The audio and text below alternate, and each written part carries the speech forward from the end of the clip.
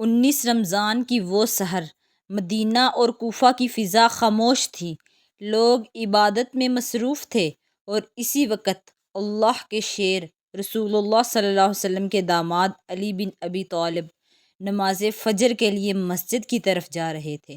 وہ علی جنہوں نے ہر میدان میں اسلام کی حفاظت کی، وہ علی جس کے بارے میں رسول صلی اللہ علیہ وسلم نے فرمایا، علی مجھ سے ہے اور میں علی سے ہوں، میں علم کا شہر ہوں اور علی اس کا دروازہ ہے۔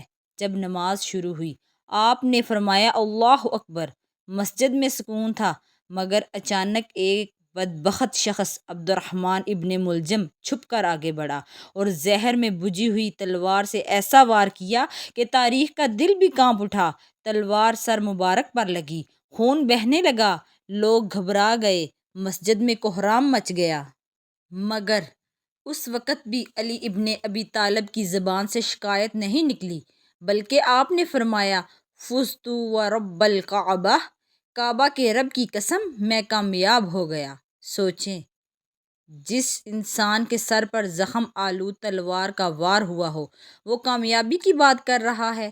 یہ علی کا ایمان تھا، یہ علی کی اللہ سے محبت تھی۔ آج بھی جب 19 رمضان آتا ہے تو تاریخ کا یہ منظر آنکھوں کو نم کر دیتا ہے، کیونکہ اس دن اسلام کا ایک عظیم باب بند ہو گیا، کیونکہ وہ دن تھا جب عدل یتیم ہو گیا، شجاعت زخمی ہو گئی اور امامت اپنے عظیم رہنما سے محروم ہو گئی۔ اللہ تعالیٰ سے دعا ہے کہ ہمیں علی بن ابی طالب کی محبت اور سیرت پر چلنے کی توفیق عطا فرمائے، آمین یا رب العالمین۔